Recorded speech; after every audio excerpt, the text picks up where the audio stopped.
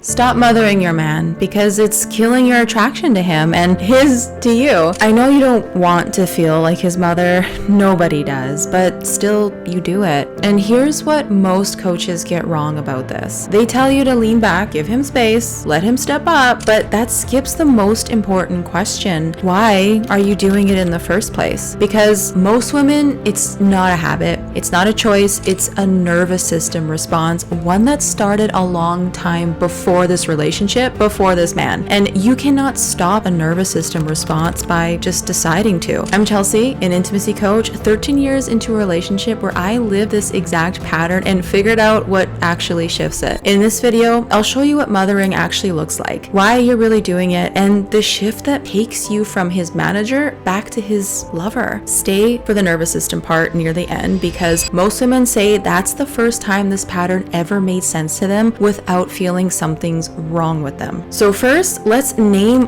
what mothering actually looks like, because it's not always what you think. Yes, it's reminding him of appointments, packing things he should pack himself, picking up behind him, but that's just the surface. The deeper version in this, you manage the emotional temperature of the relationship. You initiate every hard conversation. You track whether you've connected this week. You fix the tension before he's even noticed there's any. You correct how he does things, not because you're mean, because you genuinely believe you know better. And honestly, yeah, sure, sometimes you do. There's actually a name for this energy in leadership. Satya Nadella, when he took over Microsoft, he inherited what he called the know-it-all culture. Everyone had the answer, everyone was certain their way was right, and it was quietly strangling the company. He shifted it by rewarding something completely different: curiosity, humility, the willingness to ask instead of tell. He called it going from know-it-all to learn it all. A know-it-all energy in a relationship works exactly the same way. When there's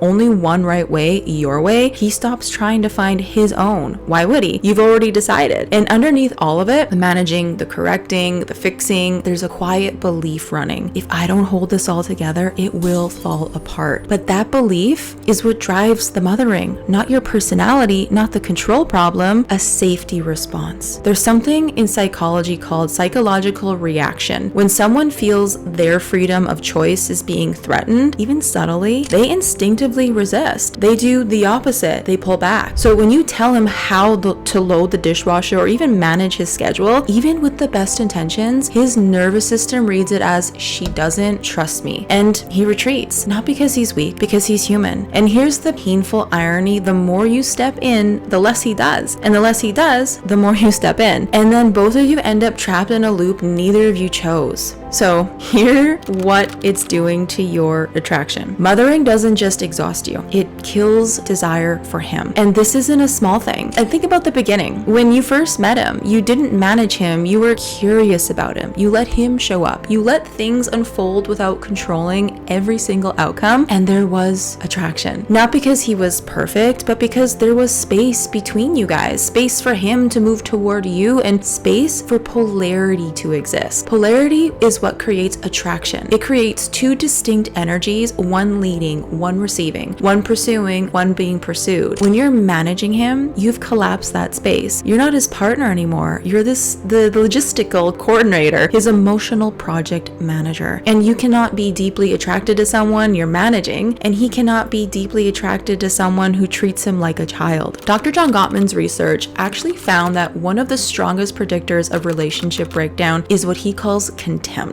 A feeling of superiority towards your partner. Mothering over time breeds this exact thing. Not because you're a bad person, but because managing someone, even lovingly, implies you know better. And that gap, it slowly erodes the respect that attraction requires. So if you're recognizing this pattern with your man, go grab the ultimate guide to healing emotional intimacy from the first link in the description. It will help you start uncovering the emotional blocks underneath this very pattern. Why you're actually doing this. You're not mothering him because you're a control freak. You're mothering him because at some point in your life, probably way long before this relationship, your nervous system learned something. If I don't hold it all together, things fall apart. Maybe you grew up in a home where things did fall apart when nobody held them together. Maybe you were the responsible one, the capable one, the one who figured it out because there was no one else to do that. I know this personally. I was the single mom at 21 21, 3 years of pure survival mode, holding everything together alone because there was genuinely no one else. That pattern, it doesn't just disappear when life gets safer, it follows you into your new relationship, into the way you show up with a good man who actually wants to carry some of the weight but keeps finding no space to step in. There's something called nervous system co-regulation. The idea that one person's nervous system directly affects another. When you walk into the room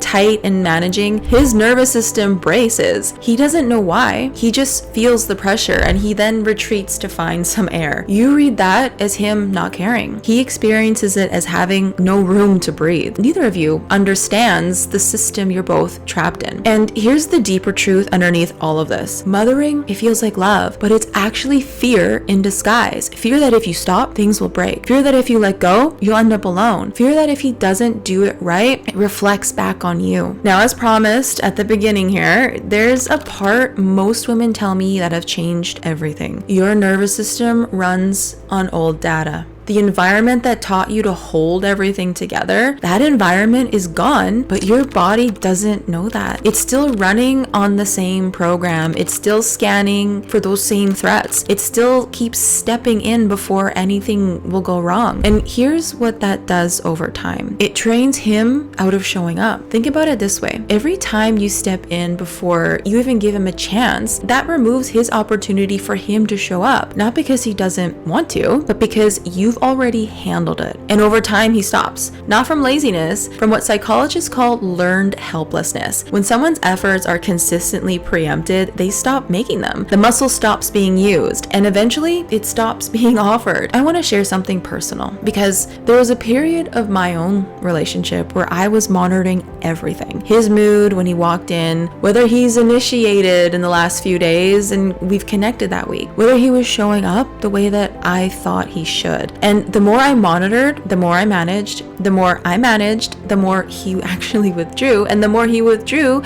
the more I convinced myself I had to do more. The moment I stopped making my happiness dependent on whether he was doing things the way that I thought he should, something actually shifted. Not because of he magically changed overnight, because I stopped meeting him with pressure. And when that pressure lifted, there was finally space for him to step into it. Connection is the only true influence we have. Control is the illusion we use when we're too scared to trust that. So what does that actually look like if we want to shift that in practice? Not pulling away coldly, not strategically withholding, not playing games. It looks like asking instead of telling. What's your plan for this? Instead of, here's how you need to do it. Or what do you think about this? Instead of, here's what I think you should do. It looks like waiting just a beat longer than feels comfortable before stepping in. That discomfort you feel when you don't step in, that's not a sign something is wrong. That's your nervous system recalibrating. And recalibration, it takes time. Not a decision, not a tip, time and repetition. Each moment you don't step in is a small piece of evidence that your nervous system, that it's safe to let go, that things won't fall apart, that he will show up for you, that he will show up if you leave the room. And I started to trust him not as a strategy, but because I did the actual internal work and he changed too. He became more present. He was more willing to figure things out more and more willing to lead. Not because I forced it, because I finally left the room. And if this resonated and you're ready to actually do that work, I'm building a program specifically for women just like you. The waitlist is in the link in the description below. Now, before I wrap this video, one important distinction: there is a difference between mothering and nurturing, and you really need to know this. Nurturing is love that flows from safety. It's caring, warm, generous, and it respects his autonomy. Mothering is love that flows from fear. It's managing, correcting, fixing, and it slowly erodes his sense of himself as a capable man. Nurturing says, I know you can handle this. Mothering says, here's how you need to do it. Nurturing gives him space to step up. Mothering, it fills every space before he can. You are not too loving. You are not too much. Your capacity for love is not the problem. The direction that love has been flowing, that's what we're shifting. Now, go watch this video right here, because if this video showed up why you've been showing up as his manager, the next one will actually show you what that's quietly been doing to your connection. 5 specific signs most women recognize themselves in all of them. And I'll go ahead and see you over there.